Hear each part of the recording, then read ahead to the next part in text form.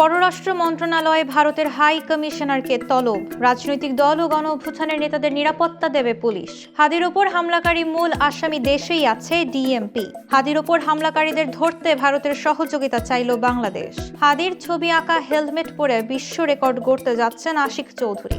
মানুষ কি স্বাধীনতা বিরোধীদের বেছে নেবে, প্রশ্ন ফখরুলের। 31 ডিসেম্বর পর্যন্ত সেন্ট মার্টিনগামী জাহাজের সব টিকিট শেষ।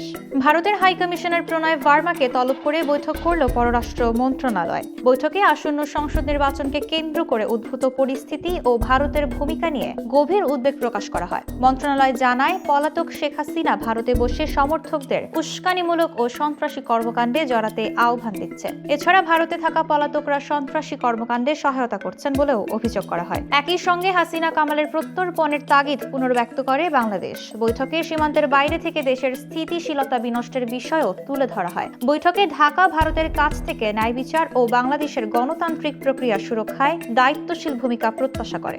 জবাবে ভারতীয় হাই কমিশনার জানান, বাংলাদেশের শান্তিপূর্ণ নির্বাচন দেখতে আগ্রহী ভারত এবং এই বিষয়ে প্রয়োজনীয় সব ধরনের সহযোগিতা দিতে প্রস্তুত রয়েছে তার দেশ। রাজনৈতিক দল ও গণ অভ্যুত্থানের নেতাদের নিরাপত্তা প্রটোকল সরবরাহ করবে পুলিশ, এমন ঘোষণা করল সরকার। প্রধান উপদেষ্টার প্রেস উইং জানায়, এই প্রটোকলে রাজনৈতিক নেতা এবং আসন্ন নির্বাচনে সম্ভাব্য প্রার্থীরা তাদের বাসস্থান, কার্যালয়, চলাচল, জনসভা ও সাইবার স্পেসে কিভাবে নিরাপত্তা নিশ্চিত করবেন সে বিষয়ে সুস্পষ্ট নির্দেশনা দেওয়া হবে। এছাড়াও প্রেস উইং এর ওই বিজ্ঞপ্তিতে বলা হয়েছে, ইনকিলাব মঞ্চের মুখপাত্র শরীফ ওসমান হাদির ওপর হামলার ঘটনায় হামলাকারী ও তার সহযোগীদের শনাক্ত করেছে পুলিশ। সীমান্তে সন্দেহভাজনদের ওপর নজরদারি জোরদার করা হয়েছে। ওসমান হাদির ওপর সন্দেহভাজন হামলাকারীদের পাসপোর্ট ব্লক করে দেওয়া হয়েছে। আমাদের ইমিগ্রেশন ডাটাবেজ অনুযায়ী তাদের দেশ থেকে পালিয়ে যাননি, এমনটা জানিয়েছেন ঢাকা মহানগর পুলিশের ক্রাইম অ্যান্ড অপারেশন বিভাগের অতিরিক্ত পুলিশ কমিশনার মোহাম্মদ নজরুল ইসলাম। বিকেলে এক সংবাদ সম্মেলনে তিনি বলেন, আমরা ফয়সালের পাসপোর্ট নম্বর পেয়েছি। তার সর্বশেষ ভ্রমণ তথ্য অনুযায়ী থাইল্যান্ড থেকে সে দেশে এসেছে। এরপর ইমিগ্রেশনে তার দেশ ত্যাগের কোনো তথ্য নেই। নজরুল ইসলাম আরও বলেন, হাদির ওপর হামলার ঘটনায় এখন পর্যন্ত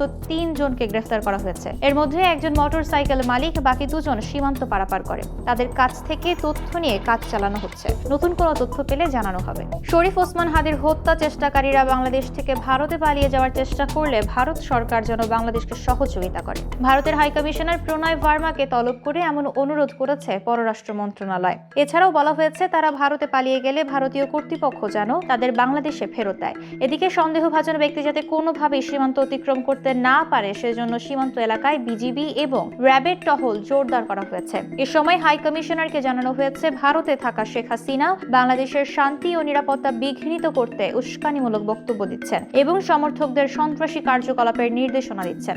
পাশাপাশি ভারত সরকারকে শেখ হাসিনা ও আসাদুজ্জামান কামালের বাংলাদেশে প্রত্যর্পণের অনুরোধ পুনর্ব্যক্ত করেছে ঢাকা। বিজয় দিবসে বিশ্ব রেকর্ড গড়তে যাওয়া স্কাই ডাইভিং এ ওসমান হাদির ছবি আঁকা হেলমেট পরে স্কাই ডাইভ করবেন আশিক চৌধুরী। 16 ডিসেম্বর 54 জন প্যারাট্রুপার বাংলাদেশের পতাকা নিয়ে প্যারাট্রুপিং করবেন। প্রধান উপদেষ্টার প্রেস উইং থেকে এই তথ্য জানানো হয়েছে। প্রেস উইং এর ওই বার্তায় হাদিকে স্বাধীনতা ও সার্বভৌমত্বের ভ্যানগার্ড উল্লেখ করে তার দ্রুত সুস্থতা কামনায় সকলকে দোয়া ও প্রার্থনার আহ্বান জানানো হয়। বিশ্ব রেকর্ড গড়ার লক্ষ্যে সর্বাধিক পতাকা হাতে এই প্যারাশুটিং কর্মসূচিটি 16 ডিসেম্বর রাজধানীর পুরান তেজগাঁও বিমানবন্দরে অনুষ্ঠিত হবে। আশিক চৌধুরী এর আগে 25 মে 2024 সালে যুক্তরাষ্ট্রের টেনেসিতে 41,795 ফুট উচ্চতা থেকে বাংলাদেশের পতাকা হাতে ঝাঁপ দিয়ে গিনেস ওয়ার্ল্ড রেকর্ড করেছিলেন।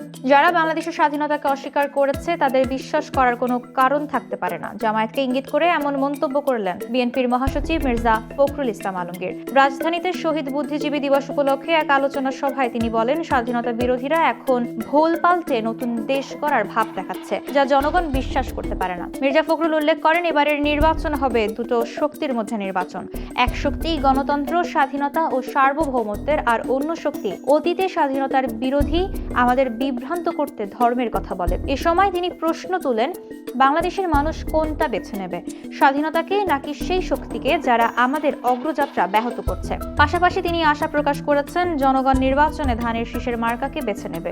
15 ডিসেম্বর থেকে 31 ডিসেম্বর পর্যন্ত সেন্ট মার্টিনগামী জাহাজের সব টিকিট অগ্রিম বিক্রি হয়েছে। 1 ডিসেম্বর থেকে জাহাজ চলাচল শুরু হওয়ার পর 14 ডিসেম্বর পর্যন্ত প্রায় 22,000 পর্যটক দ্বীপে পৌঁছেছেন। সি ক্রুজ ওনার্স অ্যাসোসিয়েশনের পক্ষ থেকে জানানো হয়েছে, শুরুর প্রথম 2 সপ্তাহে পর্যটকদের চাপ কম থাকলেও তৃতীয় সপ্তাহে সরকারি ছুটি ও বিজয় দিবসের কারণে চাপ বেড়েছে। এদিকে অনিয়ম ও টিকিট জালিয়াতি প্রতিরোধে কাজ করছে ভ্রাম্যমাণ আদালত ও ট্যুরিস্ট পুলিশ।